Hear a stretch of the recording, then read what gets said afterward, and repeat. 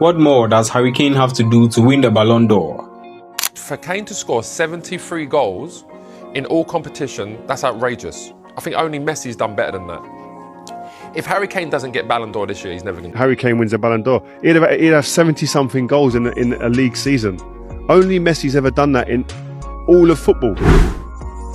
After scoring an astonishing 73 goals in a single season for club and country, winning the first major trophies of his career and shining at the FIFA World Cup, has the England captain finally done enough to become the world's best player? For years, Harry Kane has been one of football's greatest goal scorers. Season after season, he has scored goals wherever he has played, whether it was for Tottenham Hotspur, Bayern Munich or England. One thing remained constant: Harry Kane always found the back of the net. Yet, despite his incredible consistency, one argument was repeatedly used against him: he doesn't win trophies. That criticism followed Harry Kane throughout his major career. No matter how many goals he scored, there was only one question hanging over him: can a player be considered the best in the world without winning a major silverware? The 2025-2026 season may have answered that question once and for all. Harry Kane did not simply enjoy another good season. He produced one of the greatest individual campaigns football ever have seen. For Bayern Munich, Kane was simply unstoppable. He could have even more Diaz for Kane, who's surely now fancying one. Oh, yeah! He scored an incredible 61 goals in just 51 appearances, leading Bayern to a domestic double by winning the Bundesliga and the DFB Pokal. Week after week, he delivered. Whether Bayern needed a winner, a comeback, or a clinical finish, Kane almost always provided the answer. His consistency became his greatest weapon. While many strikers go through periods without scoring, Kane hardly slowed down throughout the entire campaign. By the end of the season, he had established himself as one of the overwhelming favourites for the Ballon d'Or. But football's biggest stage was still waiting: the FIFA World Cup. And history has shown us that the World Cup performances often shape the outcome of football's most prestigious individual award. The pressure was enormous. England were among the favourites. Their captain had everything to prove. And once again, Harry Kane delivered. He announced himself with a brace against Croatia, equaling Gary Lineker's long-standing record as England's highest goal scorer in the World Cup. Just days later, he scored against Panama to break that record outright. Another milestone, another piece of history. Then came one of England's toughest group matches against DR Congo. With England struggling, Kane once again stepped forward, scoring a crucial late goals that secured victory and reminded everyone why he remains one of football's greatest leaders. By the time England reached the knockout stages, Kane had already become one of the tournament's standout performers. He added another goal from the penalty spot against Mexico in a round of 16 before helping guide England into the semi-finals. Although his goals slowed down in the later stages of the tournament, his influence never disappeared. England's dream of reaching the final ended with a narrow 2-1 defeat to Argentina. However, the Three Lions responded by defeating France in a third-place playoff, although Kane was rested for that match.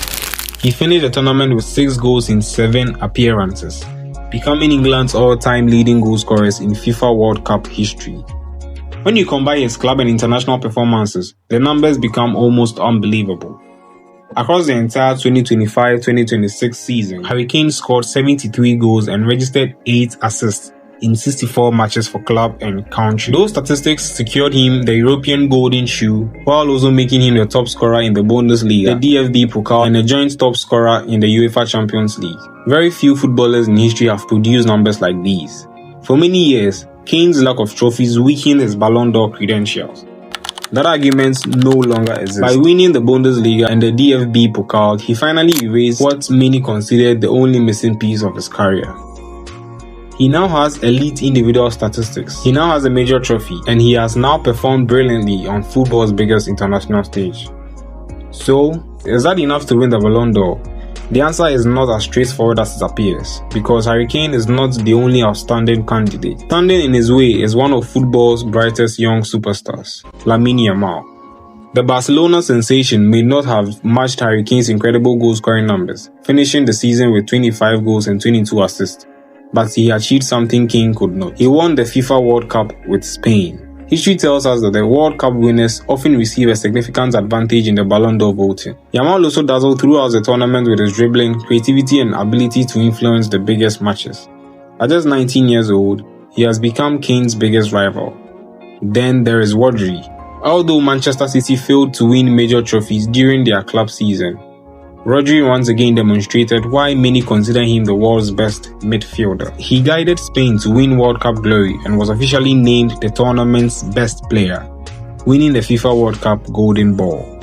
Unlike Kane, Rodri's influence is not measured primarily through goals. It is measured through control, intelligence, and his ability to dictate the rhythm of every match. His World Cup performances have kept him firmly in the Ballon d'Or conversation. This creates one of the most fascinating Ballon d'Or debates in recent memory. Should the award go to the player with the greatest individual season, or should lifting the World Cup outweigh everything else? Real Madrid recently argued that if Kylian Mbappe or Jude Bellingham had won the World Cup, they should automatically have become the Ballon d'Or favourites. That tells us one thing: the importance of international tournaments remains enormous.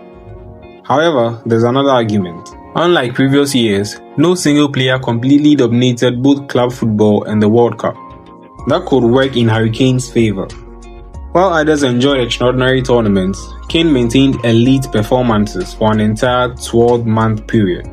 His consistency never disappeared, his goals never stopped, his influence remained constant from August until the end of the World Cup. And perhaps, that is exactly what Ballon d'Or voters value most: consistency. Football has always rewarded magical moments, but sometimes it also rewards relentless excellence. Harry Kane has built a career on relentless excellence. The trophies has finally arrived. The records continue to fall. The goals keep coming. The only question that remains is whether this extraordinary season will finally earn him football's greatest individual prize. Because if scoring 73 goals, winning a domestic double, lifting the European Golden Shoe, and finishing as one of the FIFA World Cup's top scorers still isn't enough to win the Ballon d'Or, then what possibly is? If you had Ballon d'Or votes, who will receive it? Harry Kane, Lamine Yamal, or Rodri?